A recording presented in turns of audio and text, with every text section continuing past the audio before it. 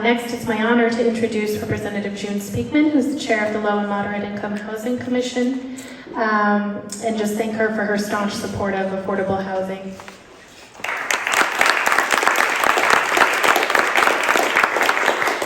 Thank you, Katie. Good afternoon, everyone.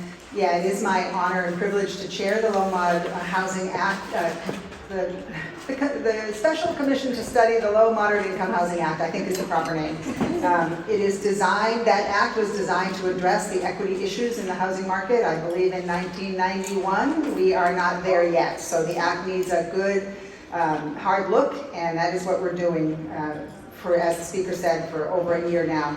I want to thank my fellow commissioners, in particular Vice Chair Anastasia Williams and Whip Mike Chippendale, and also the staff, CJ Donovan and Policy Director Lynn Urbani, who have worked hours and hours, as the speaker said, to help us sort through all of the calls that we get to appear before the commission and all of the requests we get for information and all of the attempts that we are entering to try to make things work better. And we are making progress. I also want to thank Chairman Hull and my other colleagues who serve on state government and on municipal government and housing, who are processing some of the housing legislation in the House this year.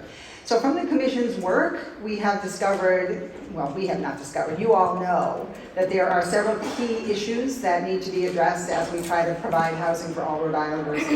One is policymaking capacity. There are holes in the system, you are not surprised to learn.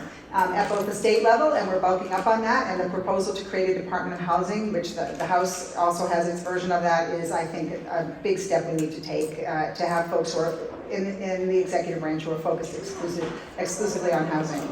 We also know that planners need to be supported, both at the municipal level and at the state level.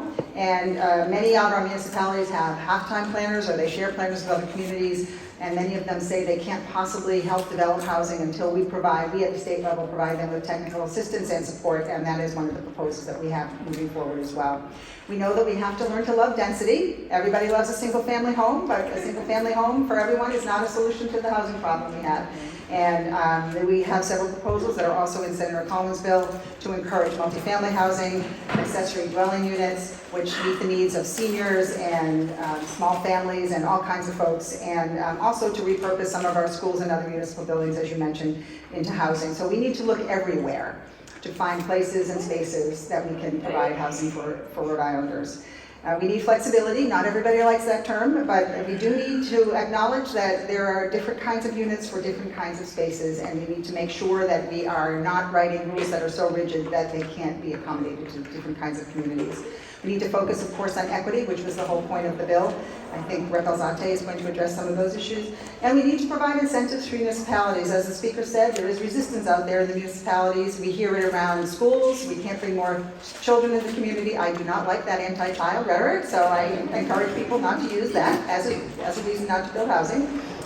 But we need to help folks who don't have municipalities who don't have the funding to accommodate more kids in their schools.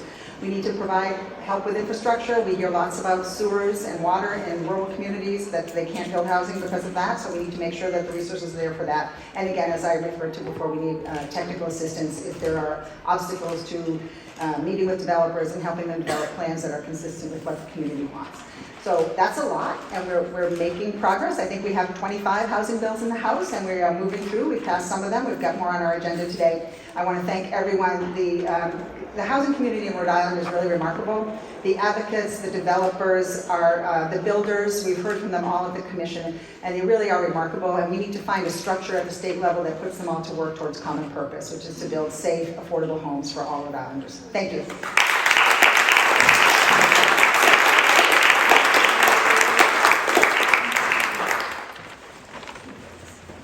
Thank you, Chair Speakman. Again, appreciate you and thank you.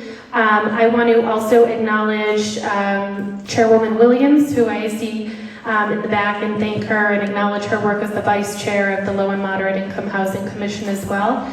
And I think also Senator Acosta, Senator Anderson, and Representative Donovan have joined us, so thank you very much for being here today. Next is my